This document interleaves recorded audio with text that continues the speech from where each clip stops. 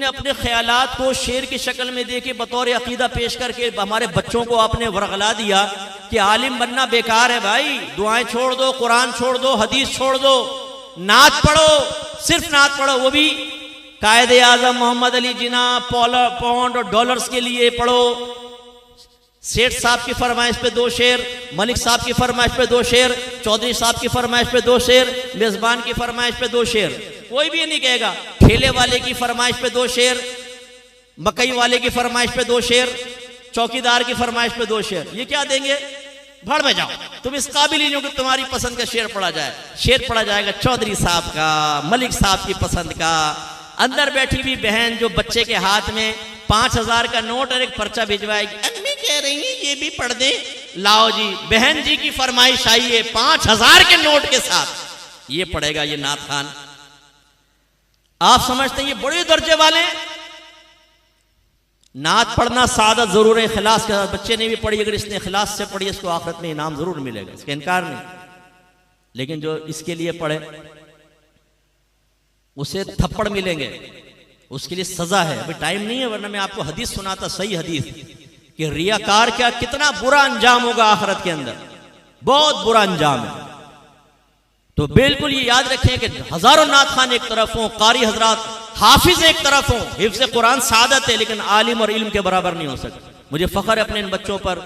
जैसे एक और हमारे कई बहुत सारे बच्चे हैं, नात खान भी हैं, आलिम भी हैं, माशाल्लाह अपनी अकेडमीज चला रहे हैं। ऐसा होना चाहिए। तो खुलासा कलाम यह है कि आपके नबी ने फजीलत किया। अब आदम अलैहिस्सलाम की वजह फजीलत क्या थी? इल्म। इसलिए खुदारा इल्म के करीब आए। आप कहते हैं कि जी मुझसे आपको वजीफा बता दें, हर एक इसमें लगा हुआ। हमारी खवातीन तो खास तौर पर इन पेशावर आमलीन ने चैनल्स पर आकर लोगों का जहन बना दिया कि हर चीज का हल है वजीफा। अब एक बहन कह रही मुफ्ती साहब मेरे बच्चे कहना नहीं मानते, नमाजें नहीं पढ़ते, को वजीफा दे दें। मेरा शौहर गैर औरतों की तरफ चला गया, को वजीफा दे दें। मेरी बेटी मेरा कहना नहीं मानती, बेगैर पर्दे के बाहर निकलती है, वजीफा दे दें। अगर वज़ाइफ से तमाम मसाइल हल होते तो आपके नबी ने क्यों फजीलतें बयान की, क्यों तरगीबें बयान की, पूरा कुरान क्यों नाजिल किया गया? सरकार सल्लल्लाहु अलैहि वसल्लम हर साहबी से फरमाते क्या प्रॉब्लम है, ये 100 दफ़ा या फत्ताहु पढ़ो, तुम्हारा क्या तंगदस्ती है, या रज़्ज़ाकू पढ़ो 100 दफ़ा। सरकार वजीफे दे देते, दिए हैं सरकार ने वज़ाइफ, हदीसों से साबित है, लेकिन बहुत ही ज़िम्नी। बाकी सरकार ने इल्म की तरगीब दी, उलमा के फ़ज़ाइल बयान फरमाए। अब हमारे यहाँ ये हो गया कि इल्म की रग़बत नहीं है, वज़ाइफ की है। अम्मी 6 घंटे वजीफे पढ़ेंगे मुसल्ले पे बैठ के तस्बीहात के ऊपर। आप उनसे कहते हैं 1 घंटे जरा ये दीन की मसाइल की किताब पढ़ें ताकि आपको इल्म हासिल हो। अम्मी कहेंगे इसका फायदा क्या है? उन्हें फायदे नजर नहीं आएगा। हम में से बहुत सारे ऐसे होंगे जो डेली कभी मुताला नहीं करते किताबों का, छूट चुका है मुताला बिल्कुल। टीवी देख लेंगे, तस्वीर ले लेंगे, चलते फिरते पढ़ लेंगे, बस ये चीजें हमारे लिए। बाकी मुताला किताब पढ़ा नहीं जाता। इंटरनेट पे चले जाएंगे, थोड़ा बहुत इधर उधर देख ली, तो मूड के बता थोड़ा देर में सर में दर्द हुआ, बंद करके नात लगा दी, 1.5 घंटा नात सुनते रहेंगे। इल्म की तरफ रगबत नहीं है। हालांकि ये एक ऐसी सरी और असर चीज़ है जो इंसान को लम्हों के अंदर अल्लाह के करीब भी कर देती है और दर्जात की बुलंदी का सामान पैदा करती है।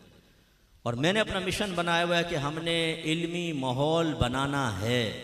अल्लाह का बड़ा करम है कि मैं रात दिन इसके लिए मेहनत कर रहा हूँ और मुझे अल्लाह ताला इसका रिजल्ट दिखा रहा है। और इसकी इंशाअल्लाह अगर ज़िंदगी रही तो इंशाअल्लाह पूरी ज़िंदगी ये काम करते रहेंगे और आप देखेंगे इंशाअल्लाह बहुत सारे अहले इल्म पैदा होंगे।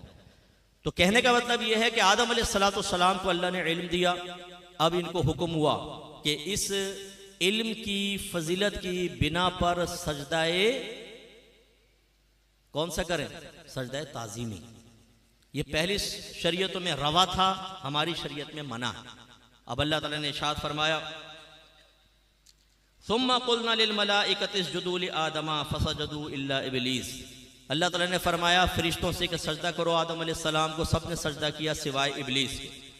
क़ाला अना अच्छा क़ाला मा मनअका अल्ला तस्जुदा इज़ अमरतुक। अल्लाह ताला हालांकि जानता है, लेकिन इब्लीस से फरमाया क्योंकि ये मुकालमा अल्लाह ने दर्ज फरमाना था, उसका इरादा अज़ली यही था कि इब्लीस जब मैंने तुझे हुक्म दिया था तो तूने क्यों सजदा नहीं किया। अब जरा गौर फरमाइए, जो अभी मैंने आपको बात कही, मैं खुदा न खास्ता को शैतान से नहीं मिला रहा हूं, लेकिन जब हम कोई तरक्की कर जाते हैं ना डिफेंस में बंगला बना लिया आपने, कारोबारी डीलिंग आपके 2-4 उसके सही निशाने पे लग गई, करोड़पति बन गए, तो हमसे ज़्यादा ज़हीन कोई आदमी नहीं है। मुझे बहुत सारे ऐसे मिलते रहते हैं सेठ, मुफ्ती साहब यूं करना चाहिए, यूं। मैं कहता हूँ भाई ये बहुत ज़रूरी है, नहीं साहब यूं करें। यानी वो पैसे के बाद इतने समझदार हो गए हैं कि वो कहते हैं मुफ्ती साहब अब आपकी अकल तो बहुत कम रह गई है, कुरान और हदीस पढ़ के भी इतने ज़हीन नहीं हुए आप जितना मैं करोड़ों रुपए कमाने के बाद 7वें आसमान पे बैठ के नीचे झांक के देख रहा हूं। अब हमारी अकल चलेगी। हमारे घरों में भी ऐसा ही है। ज़रा भी आप देखें, ज़रा कोई पढ़ा लिखा होगा, उसे अगर कम पढ़ा लिखा दीनदार कुछ समझाने लगेगा वो उसको सुनने के लिए तैयार नहीं है। अपनी लॉजिक, यार अल्लाह से डरो, ओ भाई ये मेरा रब का मामला है। कभी किसी को समझाएंगे, ओ भाई तुमने अपनी कब्र में जाना है, हमने अपनी कब्र पे जाना है, ओ भाई हम इतना अल्लाह से ना डराओ, अल्लाह ताला बड़ा रहीम व करीम है। इस तरह कर करा के अपनी अकली दलीलों से सामने वाले को खामोश करवाओ और फिर जो चाहे करो। अभी मुझे एक एंकर ने बताया कि जी मैं किसी शोबिस से ताल्लुक़ रखने वाले एक शख्स के पास बैठा हुआ था, तो वह रमज़ान में दबा के खा रहा था सबके सामने। तो हमने कहा यार कुछ रमज़ान का ख्याल करो। तो उसने क्या कहा हंसते हुए, क्या कहा भाई हम तो अल्लाह से नहीं डर रहे तो पब्लिक से क्या डरेंगे। तो जब ये इंसान के शैतान सर पे चढ़ जाता है ना और नफ्स अपना गुलाम बना लेता है, ऊपर सवार हो जाता है, बिल्कुल जैसे गधे को आप गधे गाड़ी में जोत दे, इसके बाद डंडे पे डंडे मार के वे गधा बेचारा इधर उधर तो नहीं जा सकता, ऐसा नफ्स हमारे ऊपर गालिब आ जाता है। फिर वो हमारे कानों के अंदर फूंके मारता है, फिर इस तरह की बोगस दलीलें हमें देता है कि तुम कुरान के मुकाबले में, हदीस के मुकाबले में ये दो। तो जब याद रखें कि जब इंसान में एक तकब्बुर पैदा होता है, बड़ापन पैदा होता है, और बड़ापन तकब्बुर क्या है कि हम अपने आप को किसी के मुकाबले में अफजल और ऊपर देखते हैं और सामने वाली चीज़ को हकीर और कमतर समझते हैं। और जब ये अल्लाह ताला और उसके रसूल के हुक्म के मुकाबले में तकब्बुर पैदा हो जाए तो फिर हम कुरान और हदीस की तालीमात को हकारत की निगाह से देखते हैं और हम कहते हैं हम नहीं कबूल कर रहे जो मैं कह रहा हूँ। और इसके लिए ज़रूरी नहीं है कि आप करोड़पति भी हों, ये तकब्बुर तो एक गरीब आदमी के अंदर भी होता है कि आप उसका नमाज का कहें, रोजे का कहें, फहाशी छोड़ने का कहें, उसे अल्लाह ताला का हुक्म, रसूल का हुक्म इतना सा नजर आता है, बिल्कुल अबे भाई मैं नहीं अमल करता, हकारत के साथ। इसीलिए तो हम 5 वक्त नमाज नहीं पढ़ते, हम नमाज को हकीर समझते हैं। नमाजों के बारे में अल्लाह ताला के हुक्म को हकारत की निगाह से देखते हैं। तो हमारा हाल ये है, ज़काते हम नहीं देते, इल्म दीन हम नहीं सीखते, लड़कीबाजी हम नहीं छोड़ते, फेसबुक पे लड़कियों से चैट करना और गलत किस्म की दोस्तियां करना ये हम तर्क नहीं करते, आवारागर्द दोस्तों के साथ बैठना हम नहीं छोड़ते हैं, गंदी गंदी बातें, गलीज बातें करना हम नहीं तर्क करते हैं।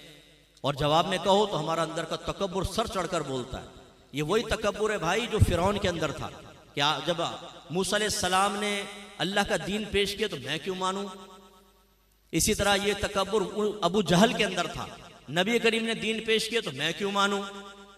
ये हमें नजर नहीं आता कि यार हम अल्लाह ताला उसके रसूल के हुक्म के मुकाबले में मुतकब्बिर होकर कहते हैं मैं क्यों मानूं। तो फिर फिरौन का अबू जहल का अंजाम देखा है क्या हुआ, इससे अलग अंजाम नहीं होगा।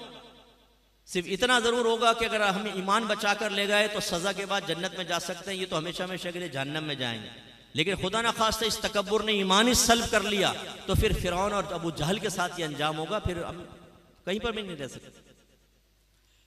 तो इसलिए जरा गौर करना चाहिए शैतान ने क्या जवाब दिया जब अल्लाह ने वजह पूछी कि तूने क्यों सजदा नहीं किया। अब देखें इसकी लॉजिक देखिए, कहने लगा क़ाल अना खैरुम मिन खलक़तनी मिन नारी व खलक़तहु मिन तीन।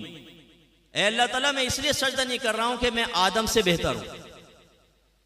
हालांकि इसको सोचना चाहिए था जब अल्लाह ने हुक्म दे दिया सजदा करने का तो अफजल कौन होगा, जिसको सजदा करवाया अल्लाह तो उसको अफजल करार दे।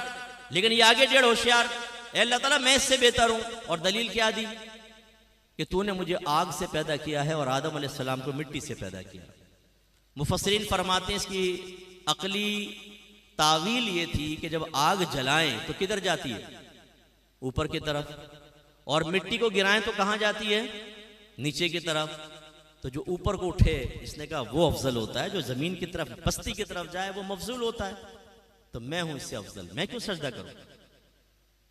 हालांकि उलमा फरमाते हैं कि ऊपर जाना ये कोई कमाल नहीं, तो बुलबुला भी चला जाता है, मच्छर भी ऊपर उड़ जाता है, मक्खी भी उड़ जाती है, इसमें क्या कमाल है।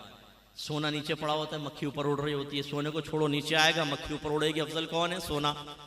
ये कहां से अफजलियत का मयार आ गया। अफजल मफजूल का मयार ये है कि जो गालिब आता है वो अफजल होता है, जो मगलूब हो जाए वो मफजूल होता है। तो अगर मिट्टी को आग पे पकाएं तो सिर्फ गर्म होगी, फना नहीं होगी, लेकिन मिट्टी को आग पे डाल दें तो आग बुझ जाती है। अफजल कौन हुआ? मिट्टी हुई। भाई रेसलिंग बॉक्सिंग में ये होता है ना कि जो पछाड़ देता है, नॉकआउट कर देता है, उसको कप मिलता है, जो गालिब आता है वो। इसको इतना समझ में नहीं आया।